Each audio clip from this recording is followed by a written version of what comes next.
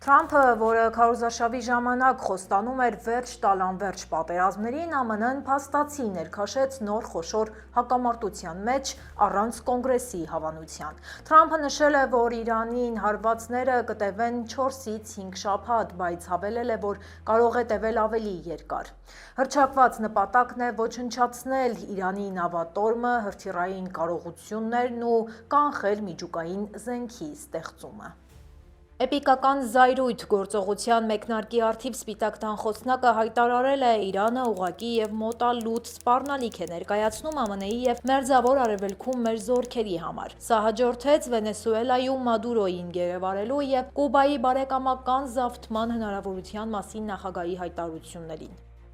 Պատերազմի նախարար Փիթ Հեգսեթը հերքում է, թե Իրանում սկսված բախումը կդառնա նոր Իրաք։ Ջեյդի Վենսն էլ խոստանում է, թե Միչիգանի տղաները չեն զորակոչվի Մերձավոր Արևելքում կռվելու, սակայն նախագահը այլևս չի բացառում ցամաքային զորքերի ներկայությունը, նշելով, որ չունի վախեր այդ հարցում։ Այս թեման մեր ուշադրության կենտրոնում կմնա նաև առաջիկայում, մինչև այդ համառոտ այն մասին, թե ինչ ենք պատմելու այսօրվա թողարկման ընթացքում։ Մերձավոր Արևելքը կրակի մեջ, Իրանի պատերազմը թևակողում է վտանգավոր փուլ։ Բարեկամական հարված երկնքում Քուվեյթը սխալմամբ խոցել է ամերիկյան 3 կործանիչ։ Փակ երկինք և անհասանելի դեսպանատներ։ Ամերիկացիները ծուղակում են Հորմուզի փականը, ինչպես է Իրանում պատերազմը թանկացնում կյանքը։ Մերձավոր Արևելքի պատերազմը հասել է Կալիֆոռնիա, առաջին զոհը դարձել են վարորդները։ Վարորդները միայնակ չեն, պատերազմի հետևանքները զգացել են նաև Ամազոնն ու իր շահառուները։ Ինչ տարօրինակ կարմիր բծեր են հայտնվել Թրամփի պարանոցին, Սպիտակ տունը պարզաբանում է տարածել։ Ուղիղ աղիքի քաղցկեղի ռեկորդները, ինչու է հիվանդությունը թիրախավորում երիտասարդ ամերիկացիներին։ Հետաքրքիր նորություններ ունենք մեր ֆեյսբուքյան էջում։ Գիտնական պատանի, թե վտանգավոր ահաբեկիչ, FBI-ը վտատանջության մեջ է։ Ամենավտանգավոր որսի ողբերգական վերջաբանը Բերինգի ծովը խլեց երիտասարդի կյանքը։ Թողարկման երկրորդ մասում պատմելու ենք ԱՄՆ-ում աճող ու նվազող բնակչություն ունեցող նահանգների մասին։ 250 տարվա ընթացքում ԱՄՆ բնակչությունը ավելացել է շուրջ 150 անգամ, սակայն այսօր հետընթացի վտանգ կա։ Թե հատկապես որ նահանգներում և ինչու, կիմանաք թողարկման երկրորդ հատվածում։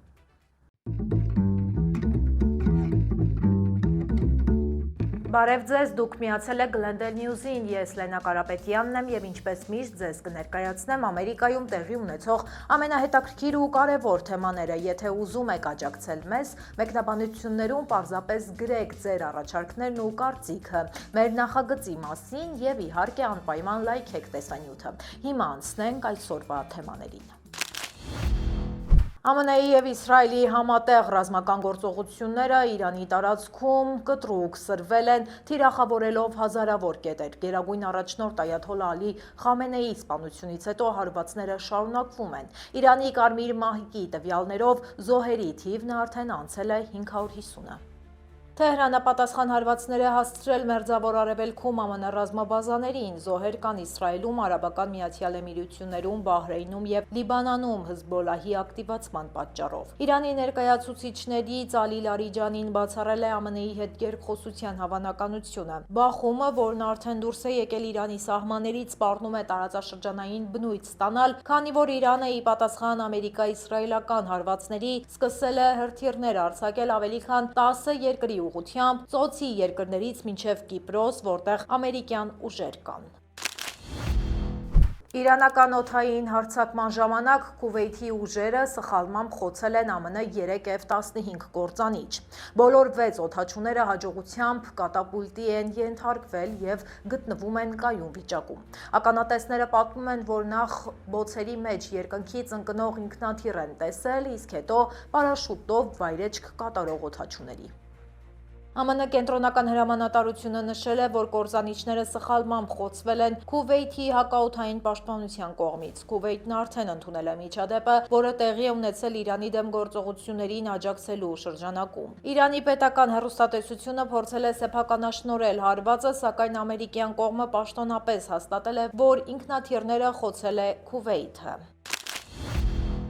Քանի դեռ մեր լսարանը մեծանում է եւ միավորում ամերիկահայությանը, ցանկանում եմ տեղեկացնել, որ ձեր բաժանորդագրությունը շնորհակալություն հայտնելու լավագույն միջոցն է։ Իսկ այժմ պետքարտուղարության հայտարարության մասին։ ԱՄՆ-ի պետքարտուղարությունը հրատապ հորդորով դիմել է Մերձավոր Արևելքում գտնվող իր քաղաքացիներին կոչ անելով անհապաղ լքել տարածաշրջանը։ Բահրեյնում, Քուվեյթում եւ Հորդանանում ամերիկյան դիվանագիտական ներկայացուցչությունները դադարեցրել են աշխատանքները եւ տարհանվել։ Պետքարտուղար Ռուբիոն հայտարարել է. «Մեր թիվ 1 առաջնահերթությունը ամերիկացի քաղաքացիների անվտանգությունն ու պաշտպանվածությունն է ամբողջ աշխարհում»։ Ստեղծվել է հատուկ օպերատիվ խումբ քաղաքացիներին աջակցելու համար, սակայն շատերը մնացել են առանց օգնության։ Բազմաթիվ ամերիկացիներ հայտնվել են անտանելի դրության մեջ, քանի որ դեսպանատները չեն կարողանում ուղղակի օգնություն ցուցաբերել։ Քուվեյթում ամերիկացիներին հրահանգվել է մնալ տանը ստորին հարկերում եւ հեռու պատուհաններից։ Եգիպտոսում, Սաուդյան Արաբիայում եւ Արաբական Միացյալ Էմիրություններում իրավիճակը շարունակում է մնալ ծայրահեղ լարված։ Դիվանագետների ընտանիքներին թույլատրվել է լքել այդ երկրները։ Իրանում պատերազմը կաթվածահար է արել համաշխարհային առևտրի կարևորագույն զարկերակը Հորմուզի նեղուցը։ Հարձակման երկրորդ օրը Իրանի հեղափոխության պահապանների կորպուսը հայտարարել է նեղուցի փակման մասին, սպառնալով խոցել արգելքը անտեսող նավ։ Սա վտանգում է համաշխարհային նավթի պաշարների 1/5-ի մատակարարումը եւ այնպիսի կարևոր ապրանքների տեղափոխումը, ինչպիսիք են ալյումինը, շաքարը եւ պարարտանյութերը։ Խոշորագույն լոգիստիկ ընկերությունները սառեցրել են ծառայությունների մատուցումը տարածաշրջանում։ Եվրոպայից Ասիա շարժվող նավերը ստիպված են շրջանցել Աֆրիկան։ Սա հանգեցրել է նավահանգիստների ծանրաբեռնվածության եւ մատակարարման շղթաների համատարած խափանման։ Ռազմական գործողությունների պատճառով ապահովագրական վճարները կարող են կրկնապատկվել։ Տնտեսագետները նախազգուշացնում են բարձր գնաճի հեռանկարների մասին։ ԱՄՆ-ի դաշնային պահուստային համակարգը կանգնած է բարդ ընտրության առաջ։ Եթե վառելիքի գները մնան բարձր, ապա տոկոսադրույքները երկար ժամանակ կպահպանվեն բարձր մակարդակի վրա, հարվածելով համաշխարհային տնտեսական աճին եւ սպառողների գնողունակությանը ամբողջ աշխարհում։ Վառելիքի թանկացումները արդեն հասել են Կալիֆոռնիա, Ստուդիո Սիթի լցակայանների ցուցանակները արդեն արձանագրել են զգալի գնաճ։ Այնտեղ սովորական բենզինի 1 գալոնը վաճառվում է $5.29, ինչը զգալիորեն գերազանցում է նահանգի միջին ցուցանիշները եւ լրացուցիչ ֆինանսական բեռ է դառնում բնակիչների համար։ Brent տեսակի նավթի գինը երկուշաբթի տատանվում էր $80 սահմաններում։ Ավտոմոբիլային ամերիկյան ասոցիացիայի մասնագետները նախազգուշացնում են, որ եթե հակամարտությունը խաթարի մատակարարման շղթաները, ապա ողջ նահանգում գնաճն անխուսափելի կլինի, հատելով $5 հոգեբանական սահմանը։ Վարորդները ստիպված են լինելու հարմարվել այս նոր տնտեսական իրականությանը, քանի դեռ տարածաշրջանում լարվածությունը չի թուլացել։ Ինչ կապ ունի Մերձավոր Արևելքում սկսված պատերազմը Ամազոնի հետ, պարզվում է ունի։ Ընկերության վեբ ծառայությունների ենթակառուցվածքները Մերձավոր Արևելքում ենթարկվել են անօդաչուների հարձակման, ինչի հետևանքով գրանցվել են լուրջ խափանումներ։ Արաբական Միացյալ Էմիրություններում եւ Բահրեյնում գտնվող կենտրոնները վնասվել են հարևանությամբ տեղի ունեցած ուժգին պայթյուններից, ինչը խաթարել է ամբողջ համակարգի աշխատանքը։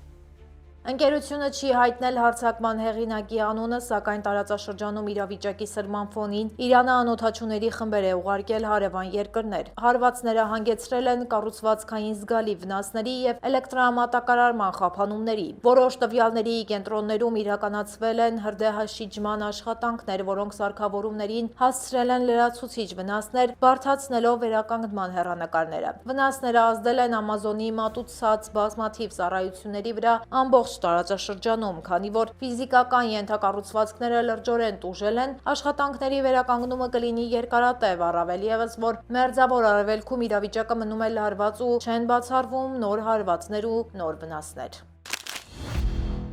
Թրամփը Սպիտակ տանը պատվո մեդալով պարգևատրեց ԱՄՆ բանակի 3 հերոսների։ Արարողության ժամանակ նա հարգանքի տուրք մատուցեց անցյալի սխրանքներին, միաժամանակ հիմնավորելով Իրանի հետ նոր պատերազմի անհրաժեշտությունը։ Պարգևատրվողների թվում էր Վիետնամի պատերազմի վետերաններից մեկը, ով փրկել է 85 զինակիցների կյանք։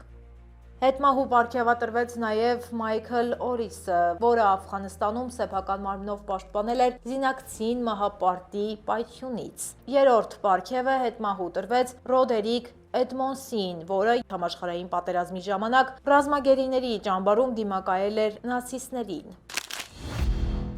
Թրամփը հայտարարել է, որ այս տարի կմասնակցի Սպիտակ տան թղթակիցների ասոցիացիայի ամենամյա ընթրիքին։ Սա կլինի նրա առաջին մասնակցությունը պաշտոնավարման ընթացքում։ Նախկինում նախագահը բոյկոտել էր միջոցառումը, մամուլին անվանելով կեղծ լուրեր տարածողներ։ Ընթրիքի ավանդույթը սկիզբ է առել 1921 թվականին, իսկ առաջին նախագահը, որը ներկա է գտնվել, եղել է Քալվին Քուլիջը 1924-ին։ Ապրիլի 25-ին նախատեսված միջոցառումը խորհրդանշում է ԱՄՆ-ի սահմանադրության առաջին փոփոխությունը եւ աջակցում լրագրողների նոր սերնդի կրթությանը։ Թրամփը նախկինում ներկա է եղել ընթրիքին որպես հյուր, մասնավորապես Բարաք Օբամայի օրոք։ Այդ ժամանակ նա հաճախ է հայտնվել կատակների թիրախում։ Վերջին տարիներին Թրամփը դատական հայցեր է ներկայացրել BBC, New York Times-ի եւ այլ խոշոր լրատվամիջոցների դեմ։ Նախագահը հույս ունի, որ այս տարվա հանդիպումը կլինի շատ առանձնահատուկ, վերջ դնելով իր երկարատև բացակայությանը եւ լարված հարաբերություններին մամուլի ներկայացուցիչների հետ։ Լոս Անջելեսում եւ ողջ երկրում հայտնվել են 200 նոր գովազդային վահանակներ։ Լատինամերիկյան համայնքները ներկայացնող կազմակերպությունը իրականացնում է այսը մեզ վրա թանկ է նստում արշավը։ Նրանք պնդում են, որ հարկատուների միլիարդավոր դոլարները վատնվում են ներգաղթի դաշնային ֆինանսավորման վրա։ Կազմակերպությունը կոչ է անում միջոցներն ուղղել առողջապահությանը եւ ընտանիքների օգնության ծրագրերին։ Լոս Անջելեսում պաստառները տեղադրված են Վենիս բուլվարում, Օլիմպիկում եւ Ֆիգերոա փողոցում։ Արշավը կտևի 4 շաբաթ եւ կընդգրկի նաեւ Riverside, San Bernardino եւ Orange շրջանները։ Նմանատիպ պաստառներ են տեղադրվել նաեւ Ֆրեզնոյում եւ Բեյքերսֆիլդում։ Կազմակերպիչները հույս ունեն, որ այս քայլը ուշադրություն կհրավիրի իշխանությունների ընտրության վրա եւ կփոխի ապագա ուղին ողջ Կալիֆոռնիայում։ Թրամփի պարանոցի աջ կողմում նկատված տարօրինակ կարմիր հետքերը դարձել են քննարկումների առարկա։ Սպիտակ տան անձնական բժիշկը պարզաբանել է, որ նախագահը անցնում է կանխարգելիչ մաշկային բուժում։ Նախագահը այս բուժումը օգտագործում է 1 շաբաթ, իսկ կարմրությունը սպասվում է, որ կտևի մի քանի շաբաթ, նշել է բժիշկը։ Թրամփը, որը հունիսին կդառնա 80 տարեկան, ԱՄՆ պատմության մեջ ամենատարեց նախագահն է։ Դա անընդհատ հարցեր է առաջացնում նրա առողջության վերաբերյալ, բացի պարանոցի հետքերից հաճախ նկատվում է նաև կապտուկներ նրա ձեռքերին։ Սպիտակ տունը նախկինում նմանատիպ նշաններ ներկայացրել էր որպես ամուր ձեռքսեղմումների հետևանքներ, սակայն նախագահն ինքն ունի այլ բացատրություն։ Թրամփը Wall Street Journal-ին հայտնել էր, որ կապտուկները ասպիրինի մեծ չափաբաժնի հետևանք են։ Նախագահը խոստովանել է, որ հաճախ գերազանցում է բժիշկների կողմից խորհուրդ տրվող սովորական չափաբաժինը։ Հիշեցնեմ, որ անցած տարի Թրամփը անցել էր տարեկան բուժզննում։ Բժիշկը հաստատել էր, որ նրա սիրտանոթային համակարգը լիովին նորմալ է եւ ապահովում է երկարաժամկետ կենսունակություն։ Ամերիկյան քաղցկեղի միության նոր զեկույցը փաստում է, որ ուղիղ քաղցկեղի դեպքերը ԱՄՆ-ում կտրուկ երիտասարդացել են։ Մինչև 65 տարեկանների շրջանում ախտորոշումները կազմում են բոլոր դեպքերի գրեթե 45%-ը, 1995 թվականի 27%-ի դիմաց։ Ի հակադրություն դրան, տարեցների մոտ հիվանդացության մակարդակը նվազում է։ Սա վերջին 5 տարիների ֆենոմենն է, որի հստակ պատճառները հետազոտողները դեռ չեն հասկանում։ Ռիսկի գործոնները ներառում են ծխելը, ալկոհոլի չարաշահումը, վարժությունների բացակայությունը եւ ավելորդ քաշը։ Խորհուրդ է տրվում ավելացնել բանջարեղենների եւ մրգերի օգտագործումը, սահմանափակելով վերամշակված միսը։ Կարևոր է ճանաչել սեփական մարմինը եւ շուտ հայտնել ախտորոշումների մասին, հաղորդում են բժիշկները։ Դիետայի փոփոխությունը եւ վնասակար սովորություններից հրաժարվելը կարող է նեապես նվազեցնել հիվանդության վտանգը։ Այժմ եկեք տեղափոխվենք մեր Facebook-յան էջ, որտեղ ամեն օր հրապարակում ենք վերջին թարմնորությունները։